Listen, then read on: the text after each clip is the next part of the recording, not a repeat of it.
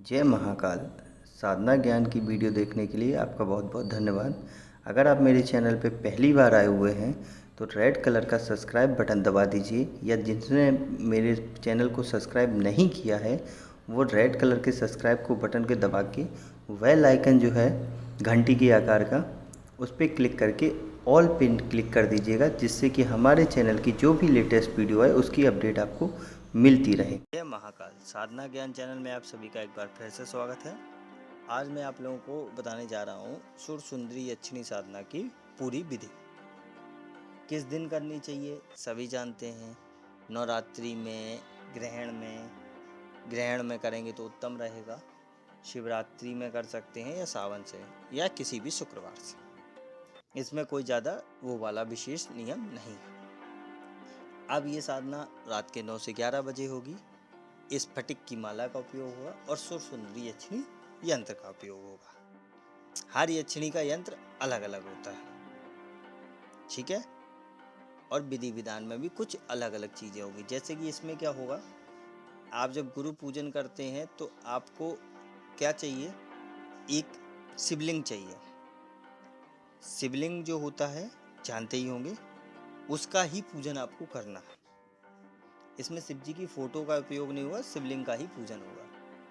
बाकी आपको जो सफ़ेद कपड़ा, सफ़ेद आसन, ये सब सामग्री की आवश्यकता होती है। विशेष तरीके के इत्र की आवश्यकता होती है। हर यक्षिणी में इत्र भी अलग होता है, ये भी समझ लीजिए। सुरक्षा मंत्र आपको करना होता है। सर्वप्रथम गुरु अनुमति लेना है सबसे पहले, साधना करने से पहले। कि जिस दिन संकल्प शुरू करेंगे उसके जिस दिन मतलब साधना पे बैठेंगे पहले दिन, उस दिन आपको करना ही करना है गुरु मंत्र, ठीक है। मतलब या गुरु अनुमति लेना है। गुरु अनुमति लेने के बाद आपको गुरु की से जो पूर्ण अनुमति होती है कि मैं करने जा रहा हूँ, क्या मेरे को अनुमति है, उन्होंने कह दिया हाँ कर लो, तो उस हिसाब से अनुमति होती है। क्योंकि उससे पहले वो गुरु आपके पूर्ण विधि विधान की गुप्त क्रियाएं कर देता है। अगर ये सब क्रियाएं आप नहीं करवाते हैं और ऐसे ही डायरेक्ट यूट्यूब पर देख कर लेते हैं, तो इसके जिम्मेदार आप स्वयं होते होंगे, ठीक है। और उसके बाद आप मेरे पास आएंगे, मैं हेल्प नहीं करूँगा, क्योंकि मैं बहुत लोगों की हेल्प कर चुका हूँ। और बार बार मैं अपने ऊपर लाद लेता हूँ आप लोगों के बोझ, और आप लोग सोचते हैं कि अरे गुरुजी तो निपटा देते हैं, कुछ नहीं। अब मैं नहीं करता भाई, पैसे दो तो भी दिन नहीं करूँगा, फ्री में दो तो भी। मैं सिर्फ उन्हीं की हेल्प करता हूँ जो मेरे द्वारा साधनाएं सीख रहे हैं, क्योंकि विधि विधान मुझे पता है। अब समझ लिया। अब विधि विधान पे आते हैं। सुरक्षा मंत्र आपको लगाना है। सबसे पहले तो अपना आसन कीलन करना है, शरीर कीलन करना है, उसके बाद सुरक्षा मंत्र लगाना है। तीनों विधि विधान उसमें लिखा होगा विधि में। पवित्रीकरण करना है अपना, और जो सामग्री है उसका पवित्रीकरण, और उसके बाद अपना पवित्रीकरण, पृथ्वी का पूजन, दीपक जला के संकल्प लेना है आपको। संकल्प लेने के बाद गणेश पूजन हो जाएगा। गणेश पूजन में गणेश जैसे नॉर्मल पूजन करते हैं वैसे आपको पूजन करना है।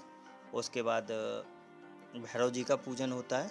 उसके बाद गुरु पूजन। तो गुरु पूजन में गुरु जी का फोटो हो तो भी चलेगा, नहीं हो तो शिवलिंग रखना अति आवश्यक है। इसमें शिवलिंग की ही पूजा करनी है आपको। गुरु हो तो गुरु को ही उस शिवलिंग में समझ के पूजन करना है, कि वही आपका गुरु है, वही आपका शिव है, ठीक है। ऐसे करके ये पूजन करने के बाद आपको, पूरा पूजन करने के बाद आपको गुरु मंत्र की माला करनी है। गुरु मंत्र नहीं है तो आपको कोई एक विशेष मंत्र जो उसमें लिखा होगा वो करना है। उसके बाद सुर सुंदरी यक्षिणी के जो अधिष्ठात्री देव हैं, जो सुर सुंदरी के देव हैं, उनका पूजन करना है आपको। मानसिक करना है, ऐसा कोई ज़्यादा ज़बरदस्ती नहीं है कि आपको पूरा। उसके बाद हाथ जोड़ के सुर सुंदरी यक्षिणी का ध्यान करना है। ध्यान में आप जो भी चित्र रखते हैं उसी का ध्यान करना है, और जितना अच्छा सोचना उतना बेटर हो, क्योंकि वो सुर से भी ज़्यादा सुंदर है। तो सिंपल सी बात है कि आपको उतनी ज़्यादा सोच नहीं सकते, लेकिन जितनी सुंदर सोचना हो सोच सकते हैं। उसके बाद ये यक्षिणी के जो फोटो होगा उसका पूजन करना है।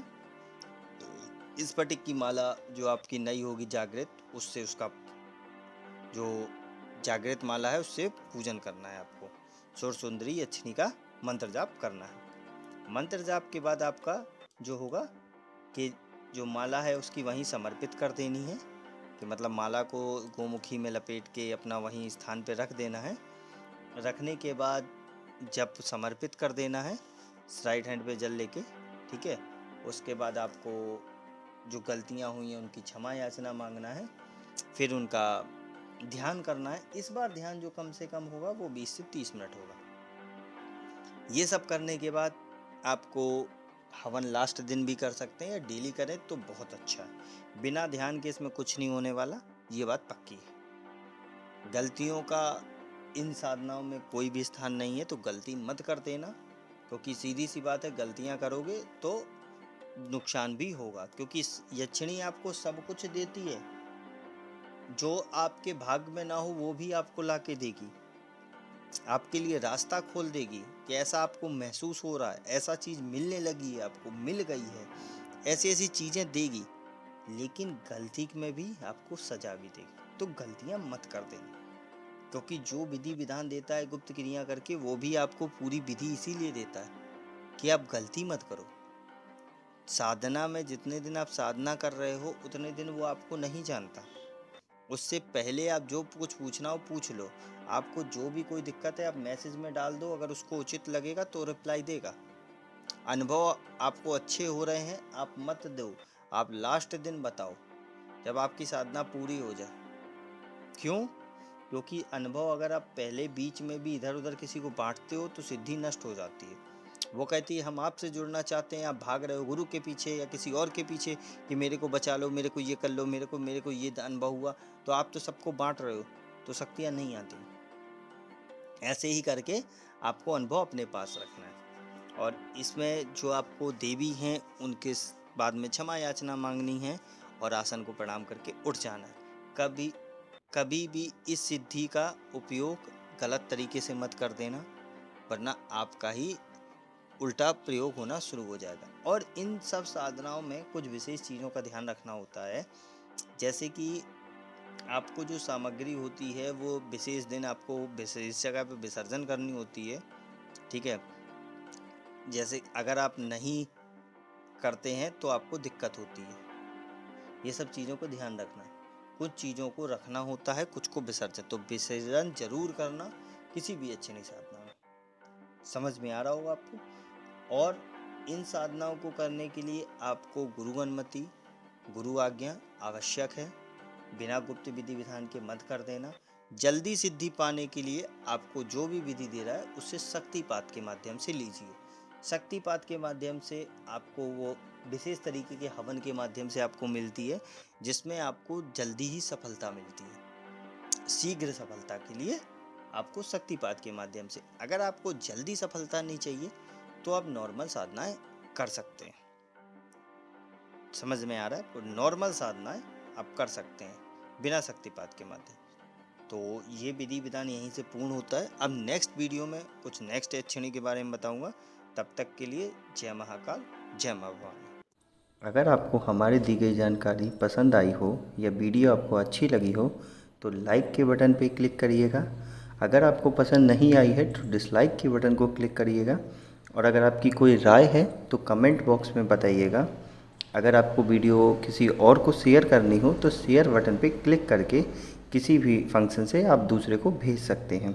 अगर आपको हमसे किसी भी तरह की और जानकारी चाहिए तो डिस्क्रिप्शन में जो हमारा नंबर पड़ा है व्हाट्सएप पे, वहाँ पे मैसेज करेंगे तो वहाँ पे आपको टेलीग्राम ग्रुप के लिंक आ जाएंगे जो डिस्क्रिप्शन में पड़े हैं, अगर वो आपसे ओपन नहीं हो रहे हैं तो।